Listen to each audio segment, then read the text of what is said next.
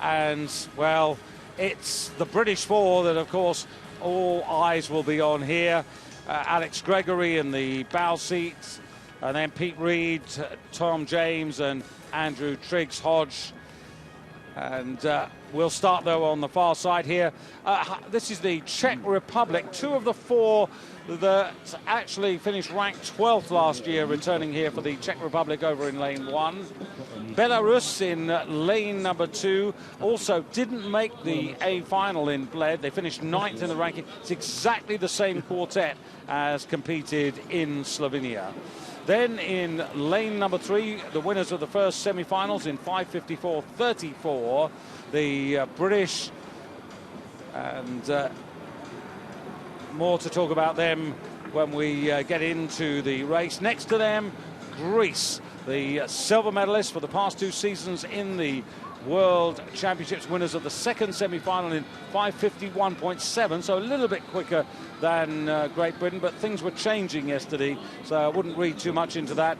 The Netherlands, just one survivor of last year's crew who were 6th, that's Ruben Knab in the 3 seat, and closest to the French, a horrible season last year, 13th in the rankings, the world champions of 2010 in Carapiro.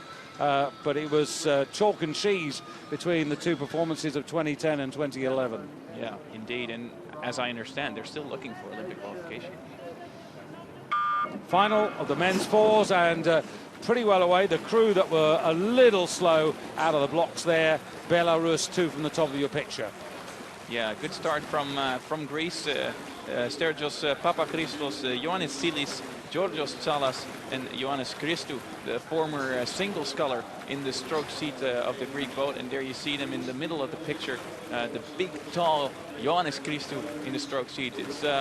It's of course a British style, as we mentioned earlier, to go out fast. But I think the Greeks just had the edge on the Brits. But they'll probably keep powering on for 1 minute or until they're in front. Well, it was around Christmas time that Andrew Triggs-Hodge and Pete Reed knew really that they were going to go back into the 4 as Britain's #1 flagship boat.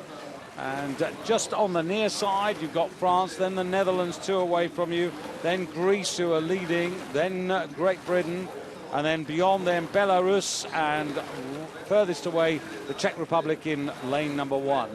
It's taken them a while, Great Britain, to find their rhythm. Bad start, if I can be frank. But right now they're moving through, powering through the big, tall, strong guys, Andrew Triggs-Hodge, Peter Reed, and Alex Gregory there in the bow seat, and Tom James, the technical good rower there in the number 3 seat. It's Greece still in front, I think, by about a nose hair length, maybe. No, it's no. Look at that. It's Belarus coming back. Yeah, Belarus after that very slow start, really in the red race suits there, coming through and heading Great Britain. But as you said, not the best of starts by any means by Great Britain. 3 of the crew, of course, were Olympic gold medalists in the 4 in Beijing. Andrew Triggs-Hodge, Tom James and Pete Reed. Alex Gregory is the man who's looking for that gold medal. And the other interesting thing, I think, as we see the Belarus, is the decision of Alex Partridge to voluntarily take himself out of consideration and go for the 8. Yeah, I was kind of surprised to learn that Alex Gregory had done that voluntarily. We all know he was in contention for a spot in the men's 4 in 2004. Had a punctured lung in 2004, not making the 4 eventually. Then in 2008, he was switched for Tom James. So either he was not looking up to competing with Tom James, or he thought he had a better chance in the 8.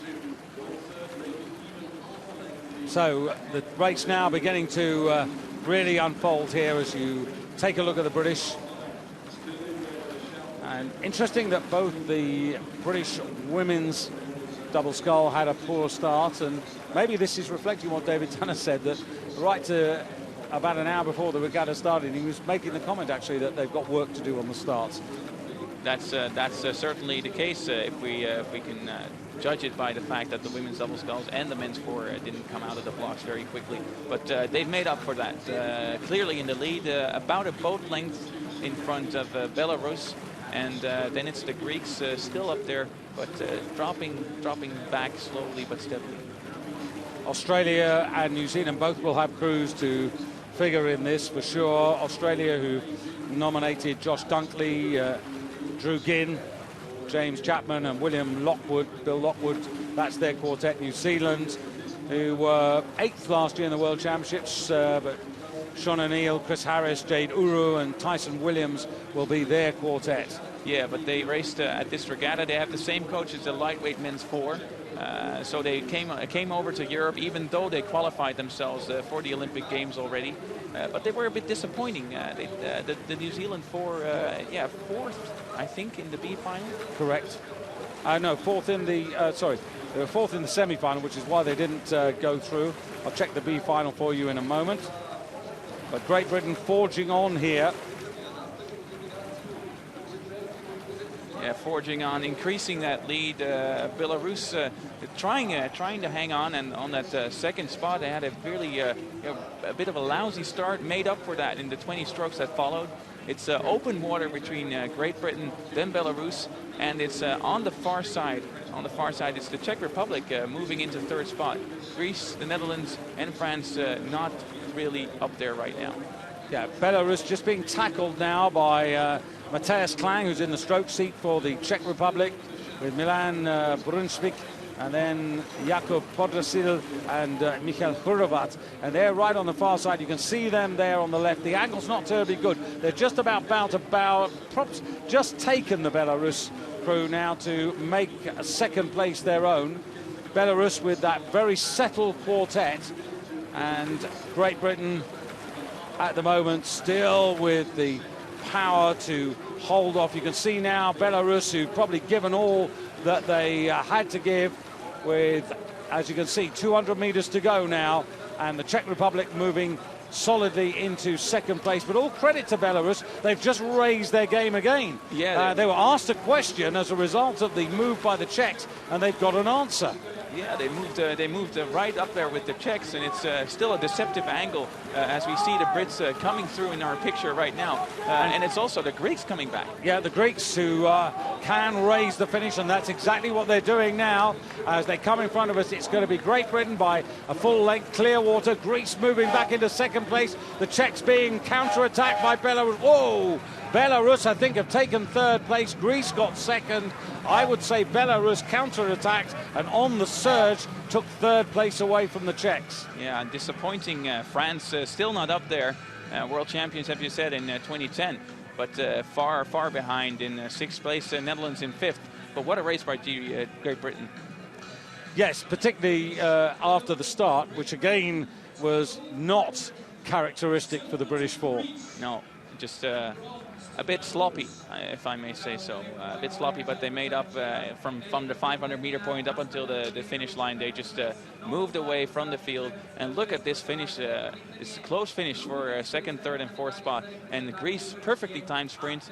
And it looks to be Belarus indeed, David. Yeah. So another British success here. 0.4 hundredths of a second between Belarus and the Czech Republic. And there is 5:50.29. World best time is 5:50.